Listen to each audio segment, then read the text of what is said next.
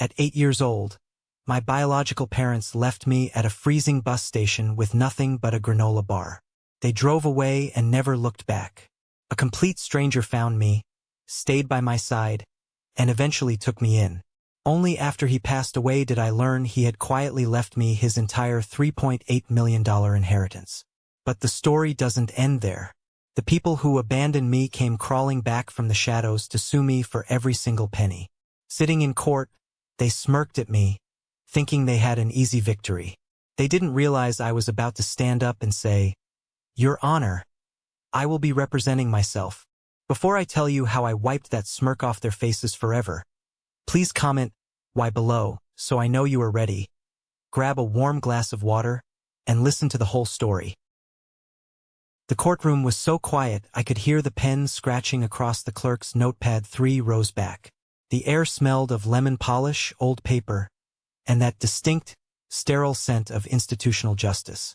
I adjusted the left sleeve of my navy blazer, took a slow, measured breath, and looked straight ahead at the gallery. Susan, the woman I haven't called mother in 22 years, was seated in the second row. She wore a dark, conservative dress she must have bought specifically for today. It was something respectable, something that screamed grieving family. She sat perfectly still. She didn't look at me. She just stared at the plaintiff's table like she always stared at things she wanted, without blinking, without a shred of apology. Beside her sat Robert, my biological father, his jaw tight, his hands resting on his knees. They looked exactly like the kind of people who deserved sympathy. I didn't feel a drop of fear. The little boy who used to cry in the dark wondering what he did wrong was gone. In his place sat a 32-year-old family lawyer who knew exactly how the system worked. The heavy wooden door behind the bench swung open. The bailiff's voice echoed off the high ceiling. "All rise for the Honorable Judge Cameron." I stood up with everyone else in the room. I smoothed the front of my jacket. When I sat back down, my eyes locked with Susan's for the first time in over 2 decades. She offered a tight, condescending smile, a smirk meant to remind me of my place. She thought I was still that helpless kid. She thought this was a game she could win through sheer intimidation. I gave her nothing back. No anger, no sadness, just a blank, analytical stare. I was not intimidated. I had stopped being afraid of the dark a very long time ago. To understand how a cheap granola bar led us to a multi-million-dollar lawsuit, we have to go back. We have to go back to a winter day that split my life into 2 completely different timelines.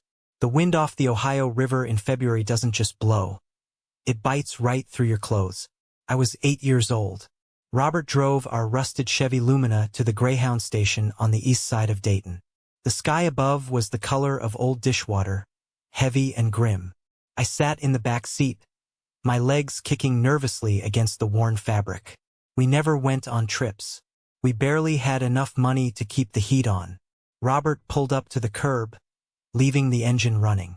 The exhaust plumed into the freezing air. Susan turned around from the passenger seat. She didn't smile. She just handed me a peanut butter granola bar wrapped in shiny foil. "Get out and sit on the wooden bench near the lockers," she ordered. Her voice was flat, devoid of any warmth. "Wait right there, Matthew." I clutched the granola bar. "Where are we going?" "Your dad needs to buy the tickets," she said, not looking me in the eye. "You know, he always gets confused at the ticket windows. I need to go in and help him. It will take 10 minutes, maybe 15. Do not talk to strangers." I unbuckled my seatbelt and stepped out into the biting cold. I walked through the sliding glass doors of the terminal. It smelled like stale coffee and floor wax. I found the wooden bench right next to the metal lockers, exactly where she told me to go. I sat down. I watched the glass doors. 15 minutes passed. I ate the granola bar because my stomach was twisting into knots and chewing gave me something to do. The sweet taste of peanut butter coated my mouth, but it didn't stop my hands from shaking. An hour went by. People rushed past me, dragging heavy suitcases. A man wearing a tattered coat and carrying a guitar case lay down across 3 plastic seats across from me and fell asleep. The fluorescent lights overhead buzzed a steady, irritating hum. 2 hours. An elderly woman pulling a wheeled cart stopped in front of me. She tilted her head, her eyes full of pity. "Where are your parents, sweetheart?" she asked. "They are buying tickets," I replied automatically. My voice sounded small even to me. 3 hours. The sun began to set outside the large windows, casting long, dark shadows across the terminal floor. Panic started to rise in my chest, hot and suffocating.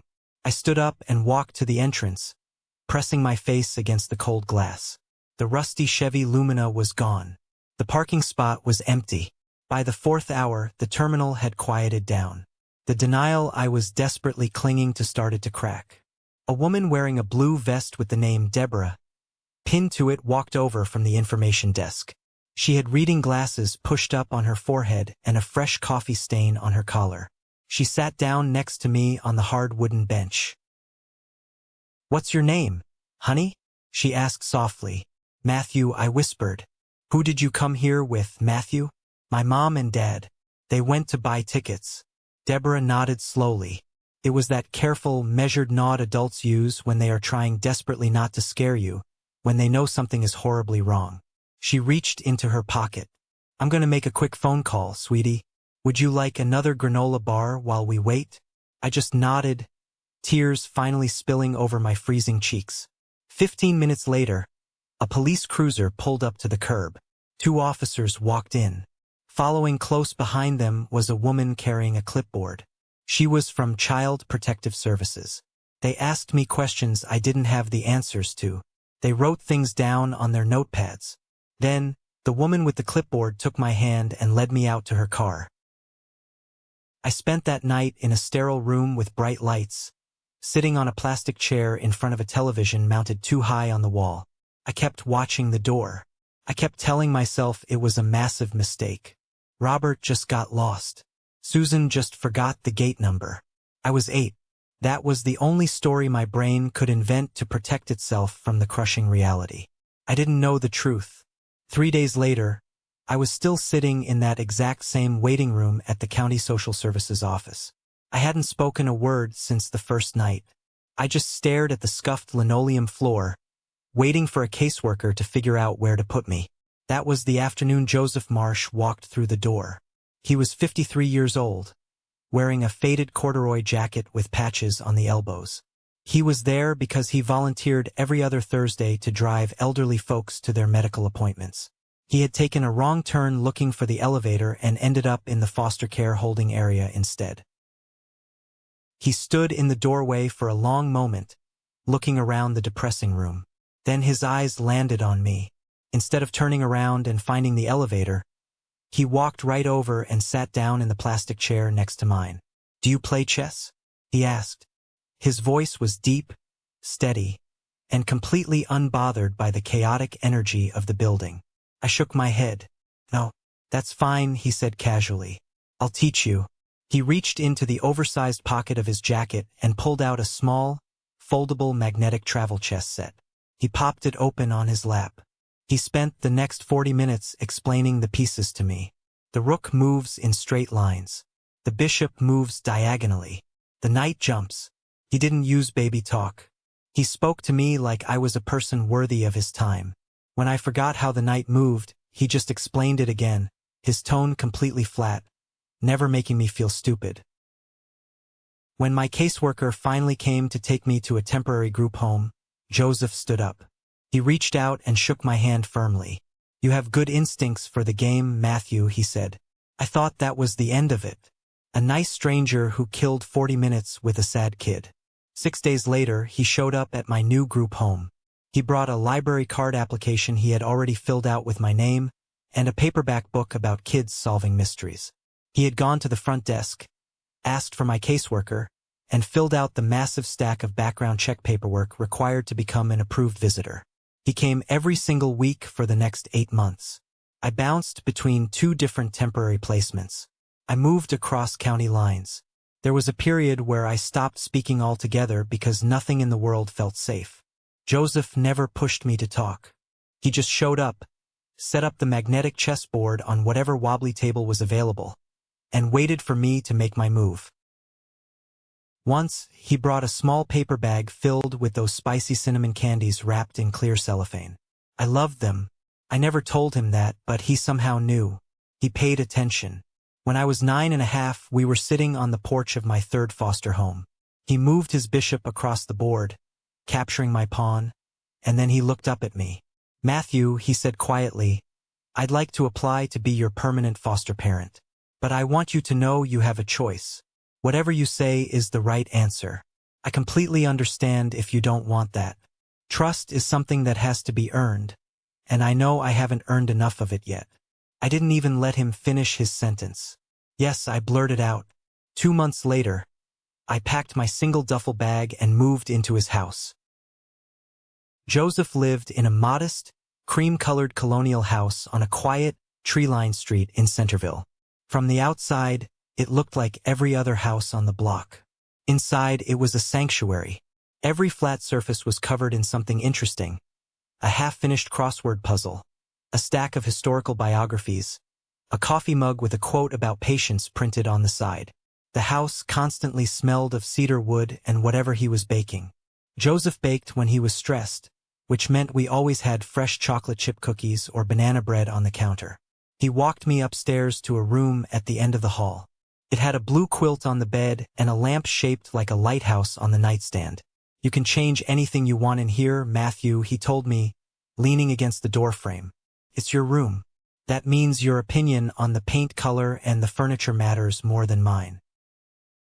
I didn't change a single thing. I kept the blue quilt. I kept the lighthouse lamp. Life with Joseph was a masterclass in quiet consistency. He drove a 12-year-old Subaru station wagon that he serviced himself in the driveway. He bought his clothes from the sale racks at the local department store. When the kitchen faucet leaked, he didn't call a plumber. He watched a tutorial and spent 3 hours under the sink fixing it with a wrench. I knew we weren't poor, but I firmly believed he was just a careful, middle-class man living strictly within his modest salary. He never gave me a reason to think otherwise. Once, when I was 16, I asked him why he didn't just buy a newer car instead of fixing the Subaru again. He wiped grease off his hands with a rag and smiled. "Things don't need to be brand new to be good, Matthew." That was the extent of our financial discussions. When I got accepted into Ohio State University, he didn't mention taking out loans. He just paid the tuition. I assumed he had drained a small college fund he'd saved up for decades. When I decided to go to law school, he covered that too, waving off my concerns. I promised myself I would pay him back every dime once I started working. I chose to become a family law attorney. I didn't have to search my soul to figure out why. I wanted to stand in courtrooms and fight for kids who were sitting on wooden benches waiting for parents who were never coming back. I wanted to tear apart the custody arguments of people who treated children like disposable assets. Joseph sat in the third row at my law school graduation. He clapped in that contained, genuinely proud way of his. Afterward, he took me to a nice steakhouse, a rare treat, ordered a bottle of red wine, and raised his glass. "I am very proud of the man you've become," he said. Just that. No dramatic speeches. I had to look out the restaurant window at the streetlights so he wouldn't see my vision blur with tears. I got a job at a firm in Columbus. I worked 80-hour weeks, fighting brutal divorce and custody battles. I earned my salary. I earned my promotions. I built my life. I was 31 years old when my phone rang late on a Tuesday evening. It was Joseph. His voice sounded thinner than usual, a little more tired. "Matthew," he said, "can you drive down this weekend? There are some things we need to discuss in person." He was 75. His health had been slowly declining. A bad heart valve, the doctor said, was too risky to operate on. I knew his time was limited, but I aggressively pushed that thought into the darkest corner of my mind. That Saturday, we sat at his battered kitchen table, mugs of black coffee steaming between us, exactly the same way we had sat 1,000 times before. He folded his hands on the table. He didn't sugarcoat it. He told me about the money, all of it, the complete, unfiltered financial picture of Joseph Marsh. He spoke in that matter-of-fact tone he used for teaching chess. No dramatic pauses. No grandstanding. He explained that his father had left him a substantial inheritance back in the 70s. Instead of spending it, Joseph had quietly and ruthlessly invested it. Index funds, commercial real estate in up-and-coming neighborhoods that he held onto for decades.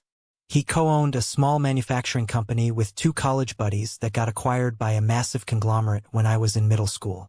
I updated my will last month, he said, looking me right in the eye. I want you to hear the exact numbers from me, right here in our kitchen, and not from some stranger in a lawyer's office after I'm gone. He slid a single piece of paper across the table. The bottom line number was $3.8 million. I stared at the ink on the page. The room felt suddenly very hot. I sat perfectly still for a long time, listening to the ticking of the clock on the wall. Joseph, I finally choked out, my voice cracking. You didn't have to do this. He took a sip of his coffee. I know. That's your money, I insisted, pushing the paper back toward him. That is your entire life's work. Everything you built. He pushed the paper right back to me. I know exactly what it is, Matthew. And I know exactly who I want to have it. 14 months later, on a rainy Tuesday morning in March, Joseph's heart finally gave out. He passed away peacefully in his sleep, in the house he loved. It was exactly the way he wanted to go. We had talked about it once on the porch, a frank conversation about end-of-life directives because I was a lawyer and lawyers force those painful conversations to protect the people they love. He had told me he was ready. I held his hand the night before he died, and I believed him. But standing in the cemetery watching them lower his casket, I realized I was not even remotely ready to exist in a world without him.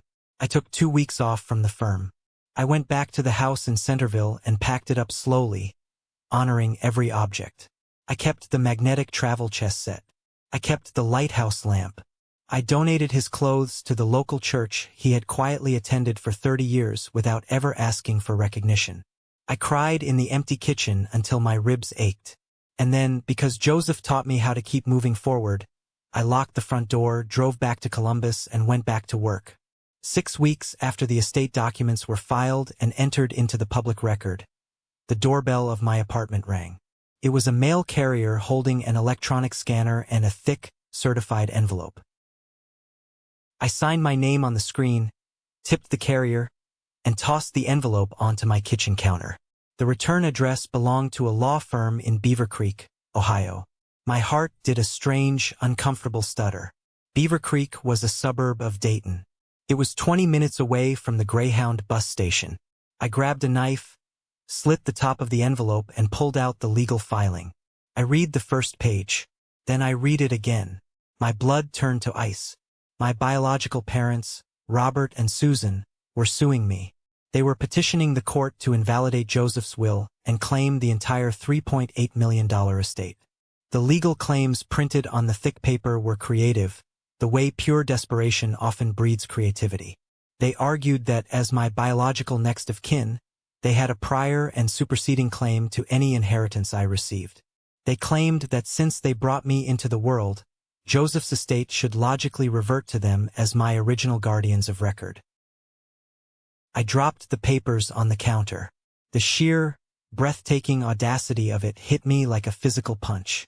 They argued this despite the fact that a judge had formally and permanently terminated their parental rights when I was 10 years old due to abandonment.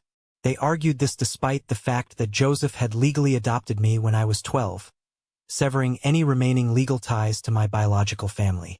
I looked at the address listed for the plaintiffs. It was a house in Beaver Creek. They had lived 20 minutes away from me my entire childhood. They were right there while I sat in foster homes.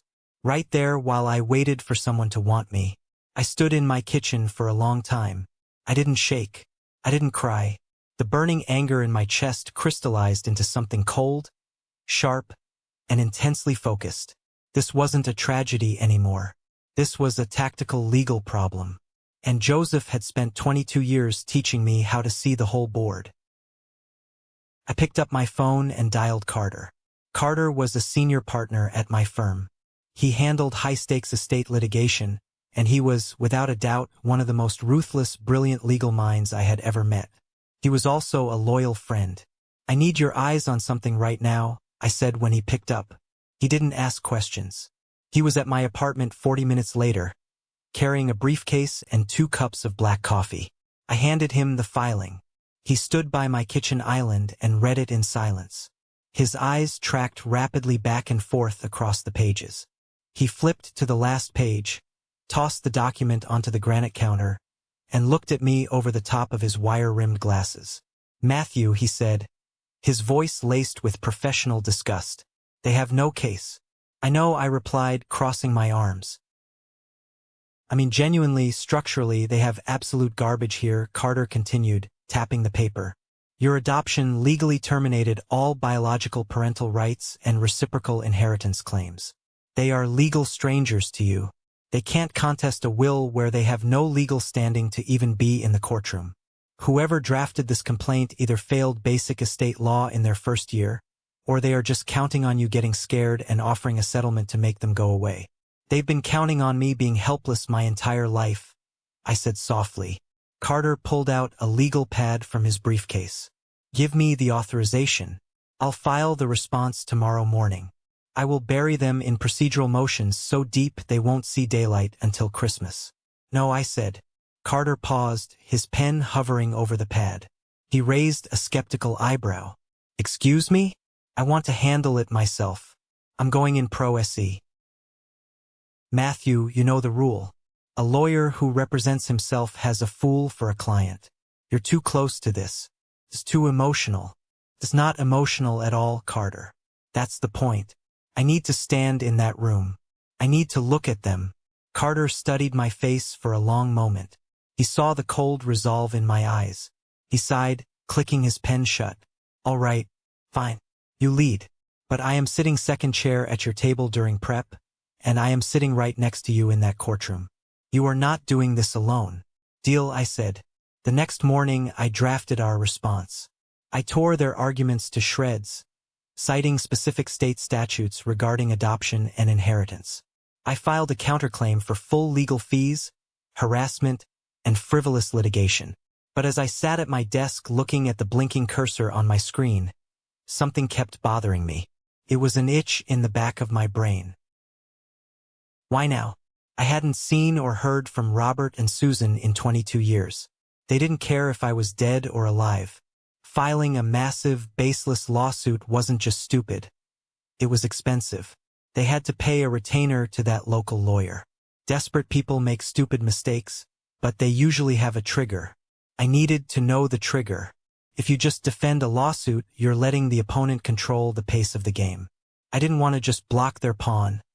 I wanted to take their queen. I needed to know what kind of mess they were in that made a suicide mission against an estate lawyer seem like a good idea. I picked up the phone and made a call I rarely made. I called Gabriel. Gabriel was a private investigator who used to work fraud cases for the state. He was a ghost. Give him a name and a social security number, and he could tell you what the person ate for breakfast on a Tuesday 5 years ago. He was expensive, and he was worth every penny. I met him at a diner on the outskirts of town. I handed him a slip of paper with Robert and Susan's names and their Beaver Creek address. "I need everything," I told him. "Financials, debts, mortgages, employment history. But more importantly, I need you to go backward. Dig into 1994, the year they left me at the station. Tell me what they did the week after." Gabriel took the paper, folded it neatly, and put it in his leather jacket. "Give me 10 days. Took him 11. When Gabriel walked into my office and dropped a thick manila folder on my desk, he didn't even sit down. He just pointed at the folder. "You're going to want to pour a stiff drink before you read that, Matthew," he said grimly. I opened the folder. The first document was a copy of a police report filed with the Montgomery County Sheriff's Office. The date was February 14th, 1994, the exact same evening they left me at the Greyhound station. I read the narrative section. Robert and Susan had walked into the precinct and filed a missing persons report. They told the police I had run away from home. They described me as a troubled, violent child with a long history of severe behavioral problems. They claimed they had been searching the neighborhood for hours and simply couldn't find me. A troubled child. I was in the 3rd grade.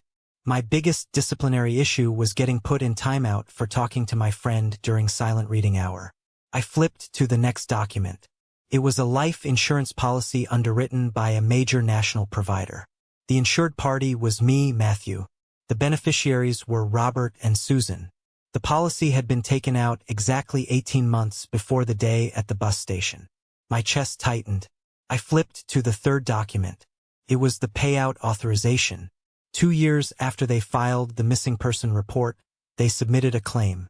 Under a specific contingency clause regarding prolonged disappearances of minors under suspicious circumstances, the insurance company approved the claim. They were paid $62,000. The paperwork was signed by both of them. At the bottom was a notary stamp, and next to it, the signature of a corroborating witness verifying my supposed behavioral issues. I recognized the signature instantly. It belonged to Uncle John, Robert's brother, the only relative who had bothered to send me a generic birthday card when I was 7. He was in on it. They hadn't panicked. They hadn't made a terrible mistake under unimaginable pressure. It was premeditated. They dumped their child at a bus station in the dead of winter to commit insurance fraud. They got away with it because nobody connected a missing runaway report in the suburbs to an abandoned kid found across town. I closed the folder. The silence in my office was deafening. Any lingering, microscopic shred of pity I might have subconsciously held for my blood relatives evaporated instantly. I made copies of the entire file. I drafted a cover letter outlining the timeline of events. I sealed it in an envelope and had a courier hand-deliver it directly to the head of the Montgomery County District Attorney's Fraud Division. Then I went back to prepping for my civil case. I had a court date to attend. The morning of the hearing, the sky over Columbus was clear and brutally cold. I arrived at the courthouse an hour early. I wanted to control the environment. I stood by the second-floor window overlooking the main parking lot, sipping black coffee from a styrofoam cup. At exactly 8:45, a sleek, jet-black Porsche Cayenne swung into the visitor lot, parked aggressively, taking up a line between two spaces. The driver's door opened, and Dylan stepped out. Dylan was my younger brother. He was 4 years old when I was left at the station. He was the golden child, the one they kept. He was 28 now. He wore a sharp, custom-tailored gray suit that probably cost $3,000, and his hair was slicked back flawlessly. He walked around the car to open the passenger doors. Robert and Susan climbed out. Susan was wearing the navy dress. Robert wore a suit that was slightly too tight around the middle. They flanked Dylan as they walked toward the courthouse steps. They looked incredibly arrogant. They looked like a family that belonged in country clubs, radiating an aura of untouchable wealth and superiority. I watched Dylan lock the Porsche with a double chirp of his key fob. A cold smile touched the corner of my mouth. They were playing a part, and they were putting on a hell of a show. But thanks to the deep dive I had done with Carter and Gabriel into their current financials over the last few days, I knew exactly what was hiding behind the tinted windows of that Porsche. That car was a house of cards. And today the wind was going to blow. I turned away from the window and walked into the courtroom. I sat down at the defendant's table on the right side of the aisle. Carter sat in the chair next to me, sliding a thick binder of case law onto the polished wood. We didn't speak. We didn't need to. Every argument, every precedent, every counterattack had been meticulously planned and rehearsed. 10 minutes later, the heavy oak doors swung open. Robert, Susan, and Dylan walked in. They were accompanied by a man holding a cheap leather briefcase. This was Nathan, their lawyer. I had looked up his trial record. He mostly handled minor traffic violations and uncontested divorces in a small suburban strip mall. He looked around the high-ceilinged courtroom, pulling at his collar. He was out of his depth, and he knew it. Nathan and my biological parents took their seats at the plaintiff's table. Dylan sat in the front row of the gallery, right behind his mother, leaning forward with his arms crossed over the wooden partition. I heard the door open again. I glanced over my shoulder. Walking down the aisle was Uncle John. He looked older, grayer, wearing a faded polo shirt. He caught my eye and gave me a slow, sad nod as if to say, It's a shame it has to come to this, Matthew. The sheer hypocrisy made my stomach turn. He took a seat next to Dylan. The players were all on the board. Susan finally turned her head and looked across the aisle at me. She offered that tight, smug little smirk. She leaned over and whispered something to Nathan, who chuckled nervously. Carter leaned closer to me. "Look at them," he muttered under his breath. "They think this is a shakedown. They think you're going to crack and offer them $1 million just to avoid the public embarrassment of a trial. Let them think whatever they want for another 5 minutes." I whispered back, my eyes fixed firmly on the judge's empty leather chair. The side door opened. The bailiff stepped out. "All rise," the bailiff bellowed, his voice echoing off the wood-paneled walls. The Honorable Judge Cameron presiding. Judge Cameron swept into the room, her black robes billowing slightly. She was a no-nonsense jurist in her early 60s, known for her sharp intellect and absolutely zero tolerance for frivolous litigation. She climbed the steps to the bench, sat down, and adjusted her reading glasses. She opened the case file in front of her. She looked at Nathan. Then she looked across the room at me.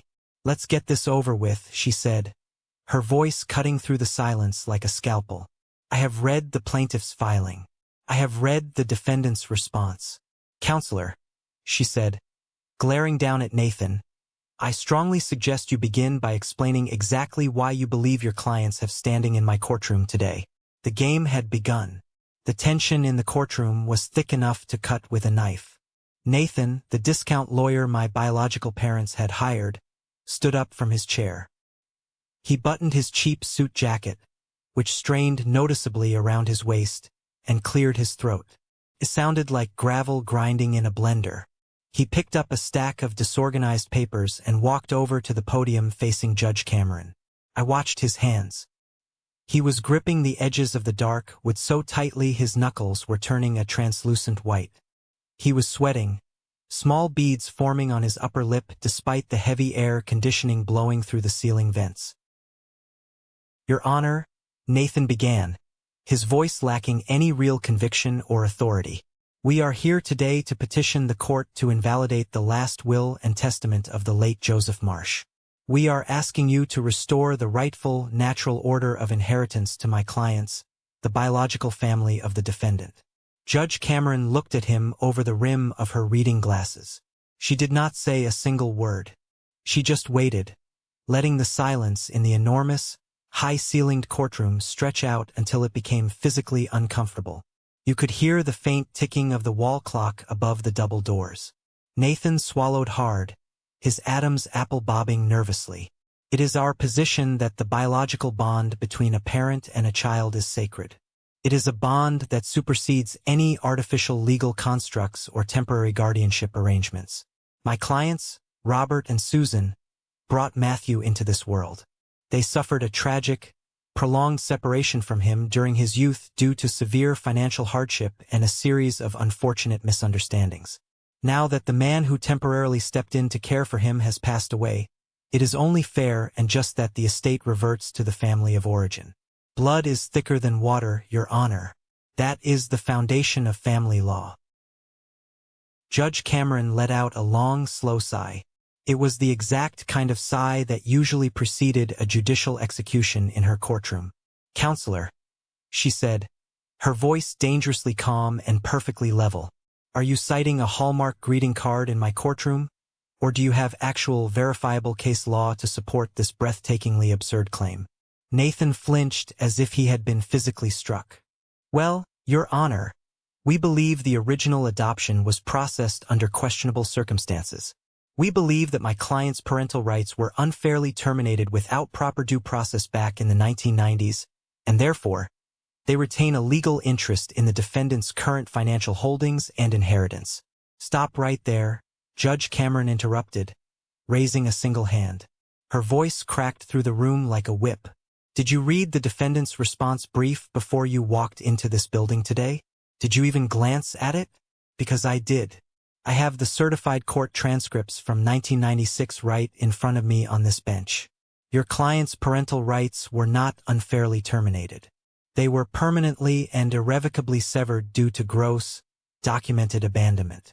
And the subsequent adoption by Mr. Marsh was finalized by a family court judge of this very county.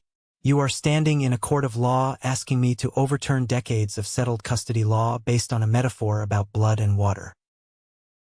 For the next 17 agonizing minutes, Nathan tried to pivot.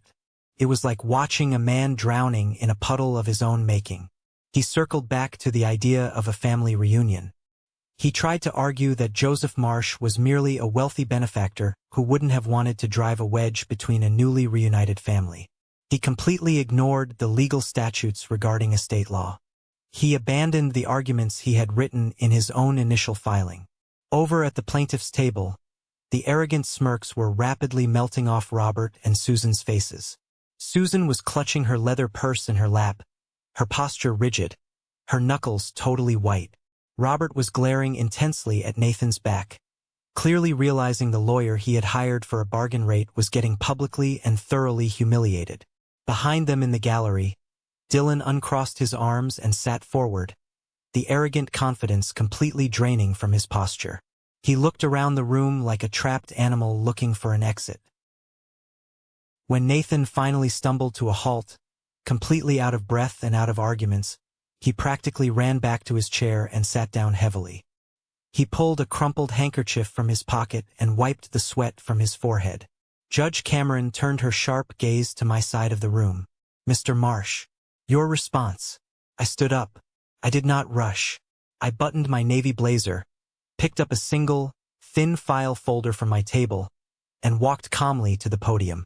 I did not bring a massive stack of law books. I did not need cue cards or handwritten notes. I had prepared for this exact moment for weeks. But in truth, Joseph had been preparing me for this my entire life. He had taught me how to control my emotions, how to build an airtight strategy, and how to wait for the perfect moment to strike. Your Honor, I began, my voice steady, clear, and echoing perfectly across the silent room. Opposing counsel has spent the last 17 minutes talking about the sacred bond of family. But courts do not operate on sentiment. They do not operate on revisionist history. They operate on facts, on verified documents, and on the letter of the law. I opened the thin folder on the podium. Exhibit A in our response is the finalized decree of adoption dated August 12, 1996. It explicitly and permanently details the severance of all biological ties, all legal duties, and all reciprocal inheritance claims between myself and the plaintiffs. From a strict legal standpoint, the two people sitting at that table are complete strangers to me. They have exactly as much legal standing to contest my father's will as the bailiff standing by the door. I paused, letting the heavy weight of that fact sink into the room. I slowly turned my head and looked directly at Susan. She refused to meet my eyes. She stared stubbornly at the dark wood paneling of the judge's bench, her jaw clenched tight. However, Your Honor, I continued, my voice dropping an octave, becoming sharper and significantly colder. This lawsuit isn't actually about a tragic separation. It is not about a sudden desire to reconnect with a lost son. The plaintiffs did not spend 22 years looking for me. They knew exactly where I was the entire time. They lived 20 minutes away in Beaver Creek. No, they filed this frivolous, legally bankrupt lawsuit because they are currently drowning in a massive financial disaster of their own making, and they saw my father's obituary in the local paper. They saw an inheritance, and they thought it was their winning lottery ticket. Objection, Nathan yelled, jumping to his feet so fast he knocked his chair backward. Relevancy. Opposing counsel is testifying to my client's character and making baseless assumptions about their financial status. Overruled. Judge Cameron snapped instantly, not even looking at him. Sit down, counselor. I want to hear exactly where Mr. Marsh is going with this. Nathan slowly picked up his chair and sank back into it, looking thoroughly defeated. I turned fully away from the judge and faced the plaintiff's table. I looked right at Dylan, the golden child, sitting in the gallery in his $3,000 suit. Then I looked directly into Robert's eyes. My father, Joseph Marsh, was an incredibly quiet and humble man, I said, addressing the room but never breaking eye contact with my biological family. He drove a 12-year-old station wagon. He shopped at discount hardware stores and fixed his own plumbing. But he was also a brilliant investor and the sole owner of Marsh Holdings, a highly successful private debt acquisition and asset management firm. As the sole executor and primary beneficiary of his estate, I took over the management of that firm's financial portfolio 3 months ago. I pulled a second piece of paper from my folder. It was a certified financial ledger. A month before the plaintiffs filed this absurd lawsuit against me, my firm purchased a bundled package of distressed commercial and residential debt from a major regional bank.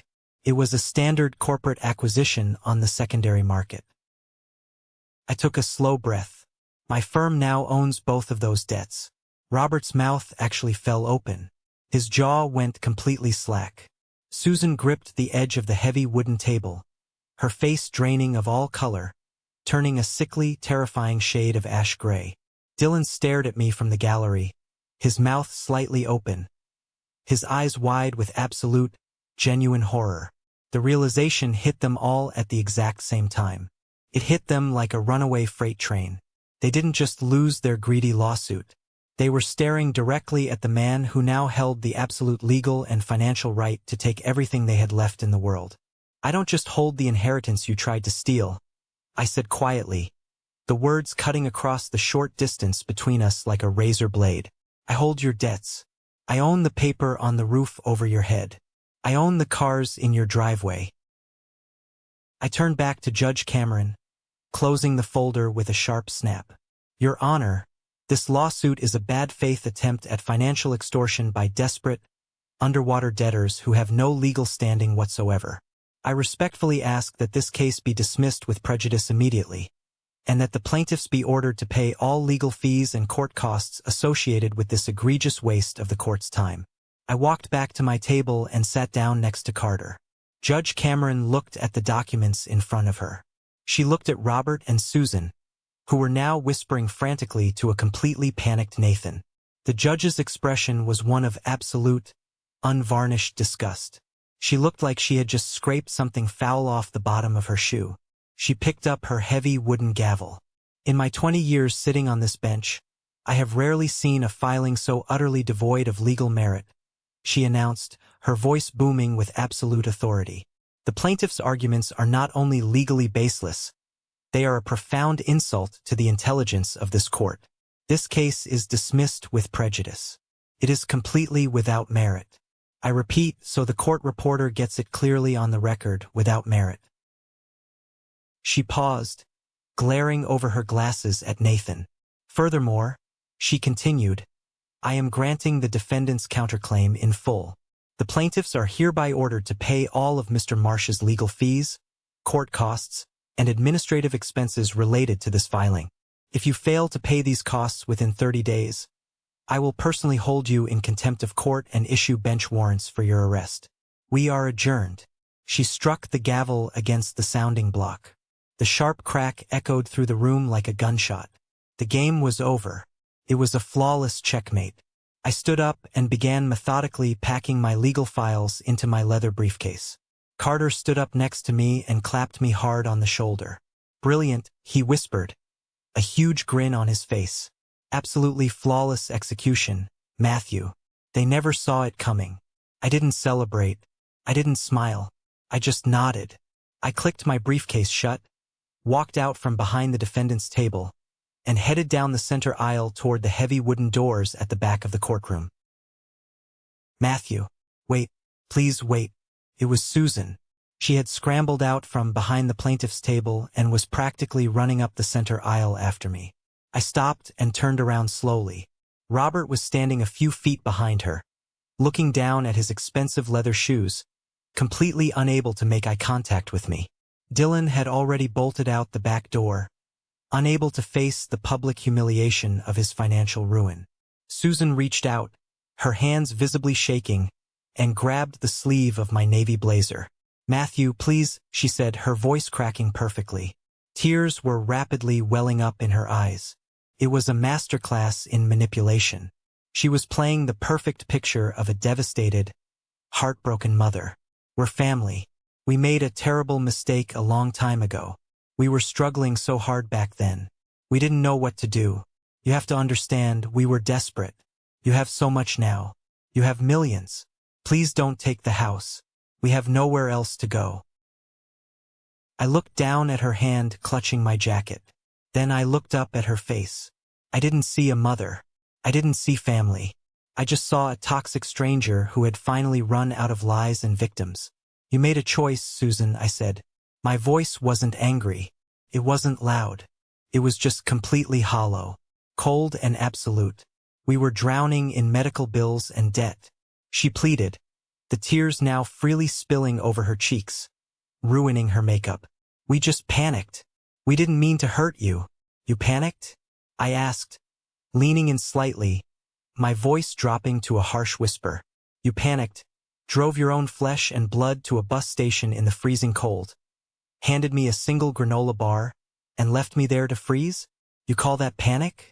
She sobbed, nodding frantically, desperately trying to play on any residual childhood guilt I might have still carried. Yes, Matthew, yes. It was a horrible mistake of panic. I stared right into her eyes, stripping away every defense she had left. No, it wasn't.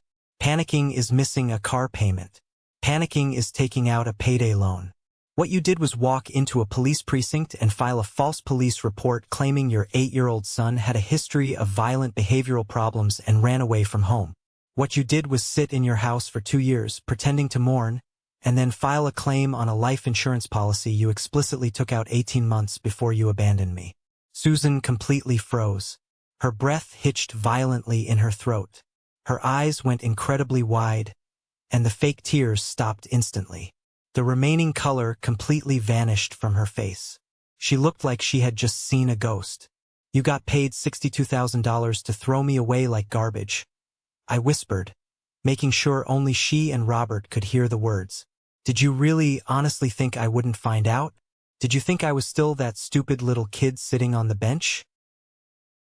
Robert took a sudden step backward, his legs hitting one of the solid wooden benches. He looked terrified. He knew it was over.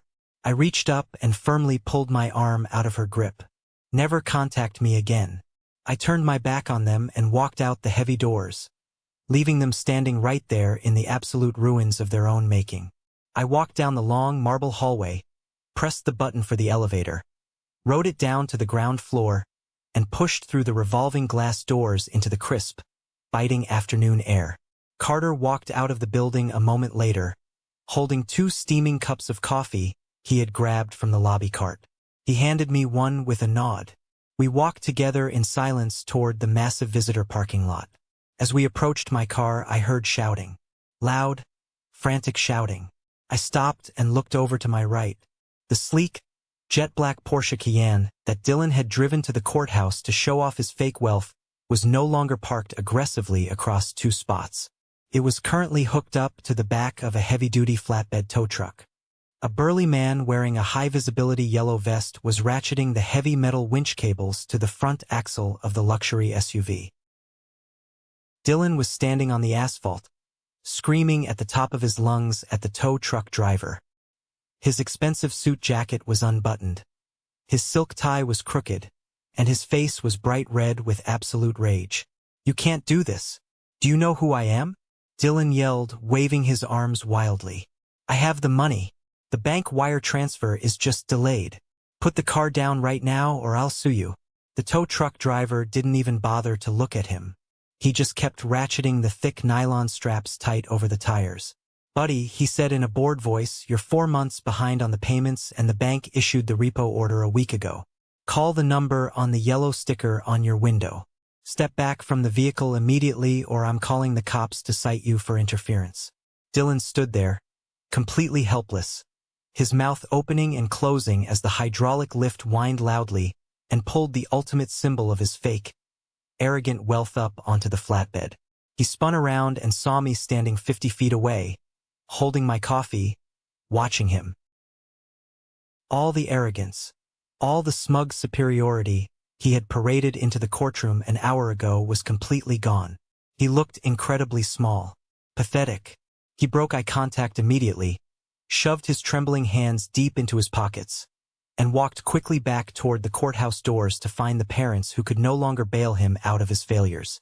I took a slow sip of my coffee. Tasted fantastic. The justice system is notoriously a slow, grinding machine. It takes time to process heavy paperwork, to interview witnesses under oath, and to build absolutely airtight criminal cases. 2 weeks after the civil trial ended, I was sitting at my desk in my office, drafting a complex custody agreement for a pro bono client. My cell phone buzzed loudly on the desk. It was a text message from Carter. It just said, "It's done." I set my pen down. I leaned back in my chair. I knew exactly what that short message meant. Gabriel, my private investigator, had told me the district attorney's fraud division was finally making their move today. At that exact moment, 20 miles away in Beaver Creek, 2 unmarked police cruisers pulled aggressively into the driveway of the house that my firm was actively foreclosing on. Heavily armed detectives knocked loudly on the front door. When Robert opened it, they didn't ask politely to come inside. They grabbed his arms, spun him around, and placed him and Susan in handcuffs right there on the front porch. They read them their Miranda rights loudly on the front lawn in full view of all their wealthy neighbors. The criminal charges were severe and inescapable. 2 counts of felony insurance fraud, filing a false police report, and fraudulent misrepresentation. Later that same afternoon, another set of state detectives paid a surprise visit to Uncle John's corporate workplace. They walked right past the receptionist and pulled him out of a senior staff meeting to question him about his sworn signature on a 1994 insurance claim, corroborating a completely fake story about a violent runaway child. Perjury has a statute of limitations, but actively participating in an ongoing criminal fraud conspiracy opens up a whole different set of catastrophic legal consequences. They thought they had gotten away with the perfect crime for 22 years. They thought time had successfully buried their terrible sins. But time doesn't bury the truth. It just waits patiently for someone to finally start digging. By the time spring rolled around, the air in Ohio finally started to warm up, melting the last stubborn patches of dirty, gray snow off the sidewalks.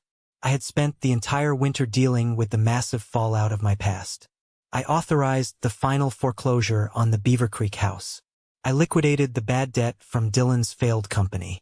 And I watched with quiet satisfaction as the criminal indictments against my biological parents moved swiftly through the federal courts. But I didn't want my life, or my legacy, to be permanently defined by revenge. Joseph hadn't saved me from that freezing bus station just so I could become a bitter, angry man destroying people in courtrooms. He saved me to show me what real, unconditional kindness looked like. It was time to build something entirely new. I used a very significant portion of the inheritance money to officially establish the Joseph Marsh Foundation. I leased a large, bright, welcoming office space downtown. I explicitly didn't want it to look like a sterile, intimidating law firm. I painted the walls warm, calming colors.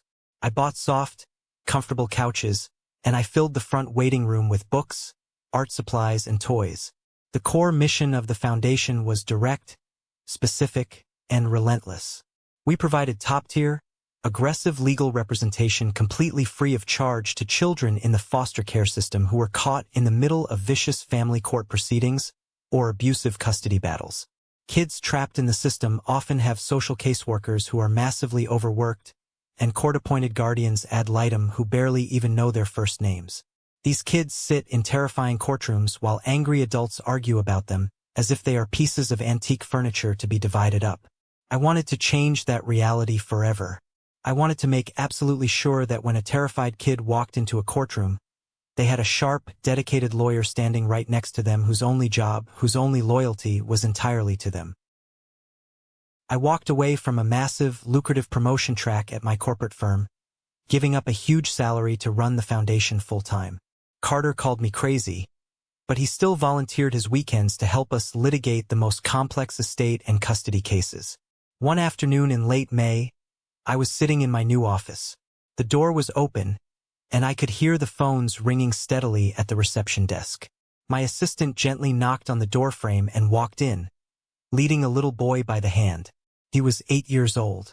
He was wearing a faded superhero t-shirt and jeans that were a little too short for his legs. He clutched a small, battered blue backpack tightly to his chest.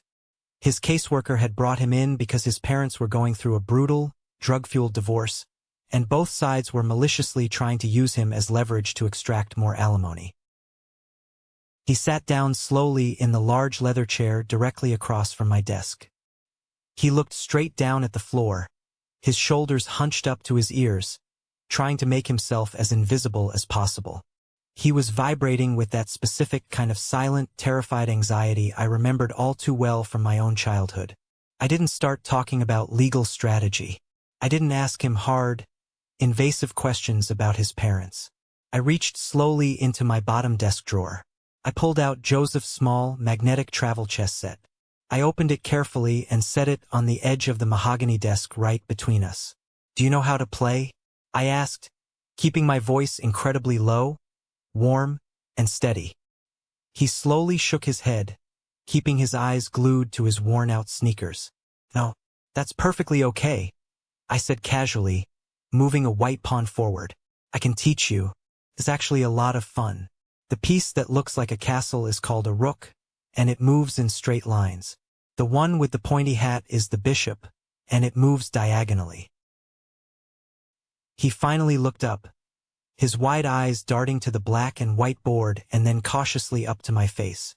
I leaned forward slightly, resting my forearms on the desk. "Listen to me very carefully," I told him, making sure he heard every single word. "You don't have to worry about what's happening out there in the hallway. You don't have to worry about the judge, or your parents, or the other lawyers yelling at each other. I am your lawyer. That means I work for you and nobody else in the world. I am right here for you." I saw a tiny, almost imperceptible release of tension in his narrow shoulders. He let out a small breath. It was the very beginning of trust. It was the exact same look of fragile hope I must have given Joseph 24 years ago in that depressing social services waiting room. The cycle of generational trauma had finally stopped with me. I was making damn sure of it every single day. The criminal cases against Robert and Susan concluded rapidly. Facing an absolute mountain of overwhelming documentary evidence from Gabriel's investigation, and completely unwilling to risk a highly publicized jury trial that would put their horrific abandonment of an 8-year-old on public display, they took a plea deal. They were sentenced to federal prison for the insurance fraud. The bank finalized the foreclosure on the Beaver Creek house, and they lost every single dime they had ever hoarded. Dylan, totally stripped of the financial safety net he had leached off his entire life, was forced to declare Chapter 7 bankruptcy. The last I heard through the legal grapevine, the former golden child was working a grueling minimum wage retail job, desperately trying to pay off his massive mountains of consumer debt. Uncle John managed to avoid jail time by turning state's evidence and cooperating fully with the prosecution, but he was heavily fined and forced into an early, impoverished retirement. A few days before he was officially sentenced, he sent a long, rambling, handwritten letter to my office. He begged for my forgiveness. He claimed Robert had manipulated him, that he didn't know the full extent of the fraudulent plan, that he had always loved me deep down in his heart. I read the letter exactly once. I didn't feel a shred of anger. I just felt a profound, heavy sense of pity for a man so incredibly cowardly, he couldn't even own his own mistakes. I walked over to the corner of my office, fed the letter directly into the paper shredder, and listened to the blades destroy his excuses. I never replied. Forgiveness is something you do for yourself to find internal peace. It absolutely does not mean you have to let toxic people back into your life, and it certainly doesn't mean you step in to save them from the righteous consequences of their own terrible actions. I sit at my desk most mornings before the office gets busy, watching the bright sunrise over the city skyline. The office is peaceful and quiet. Right in the center of my massive mahogany desk sits Joseph's old magnetic travel chess set. I never put it away in a drawer. It is always set up mid-game, a complicated arrangement of pieces scattered across the checkered board. Joseph always left it exactly like that at his house.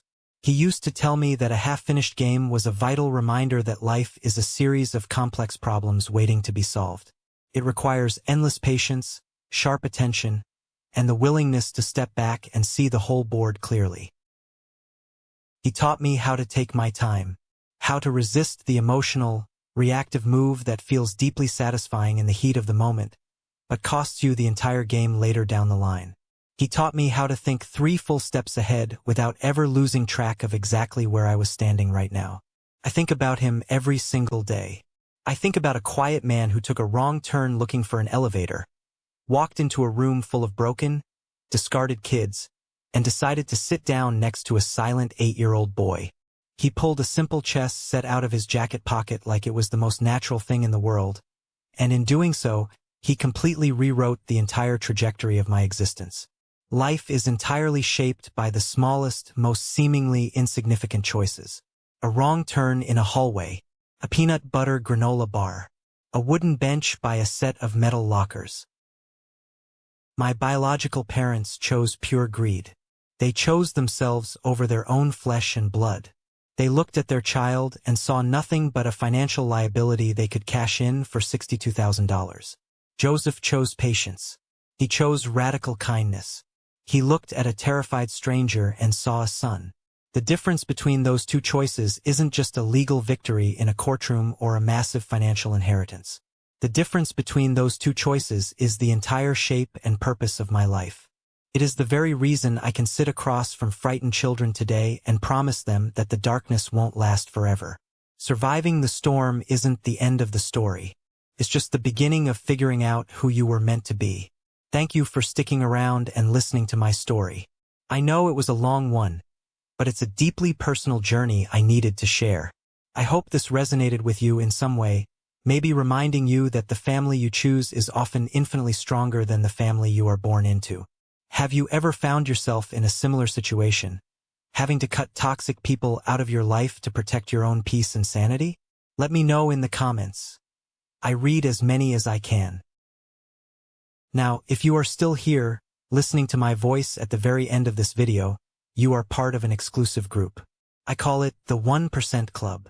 It means you have the patience and the deep empathy to see a story through to the very end. I want to recognize you. Please comment the letter W below. W stands for winner. It's our secret code, so I know exactly who the absolute best members of this community are. If this story made you feel something, please hit that like button and follow the channel. We have a lot more stories to share, and I'd be honored to have you along for the ride. Stay strong, protect your peace, and I will see you in the next one.